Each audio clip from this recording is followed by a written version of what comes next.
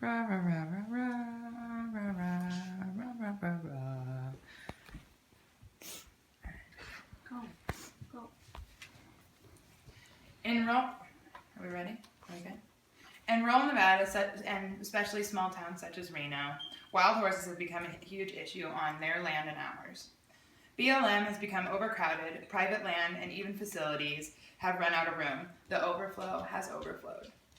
Without a bigger reduction effort, many animals will suffer, and without population control strategy, this problem will continue to grow.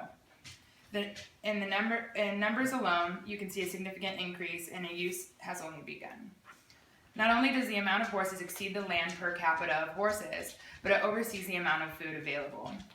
50,000 Mustangs have been rounded up with 32,000 left, and 7,831 excess Mustangs to the appropriate 23,622 per square foot, NBC has recently reported. Mustang amount per acre is determined based on food and water and the per capita. 11,000 acres could support between 7 and 10 horses.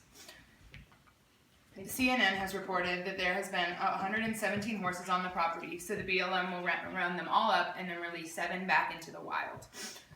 As the number of unresolved Mustangs, the solutions continue to grow, however, so does the per capita. Rates in adoption are falling, and the cost to contain these centers has doubled up to $78 million. The BLM funding devotes only 1.5% of its funding to population control, and it needs significantly more that NBC has reported and has been concerned about. Loss of income for those who also need the BLM land is also an issue to our economy and our towns.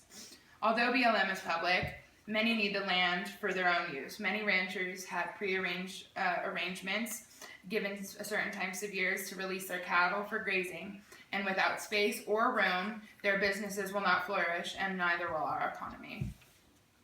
Many ranchers have to run and feed their cattle, and although this is calculated into the numbers they have for BLM per capita and the Mustang Roundup program, if the business can't run or they can't run their cattle, not only will their business fail, but many of the cattle might not live. This hurts not only our state's economy, but then if these ranchers cannot afford their own cattle and their own horses, they have to let them go, adding to the Mustang issue, and many of these horses won't adapt, assuming that they were domesticated. In Reno, for example, many Mustangs now roam in through the neighborhoods, and not only ruining people's yards and destroying people's property, but also being hurt by vehicles and other angry people. The government plan is to leave about 26,000 horses and burros and over 26 million acres set aside for these animals, according to the BLM by CNN. However, if we don't continue on focusing the population growth and population control, they will continue to grow, and no matter how often we brand or often we rescue, the problem will never end. And so, yeah.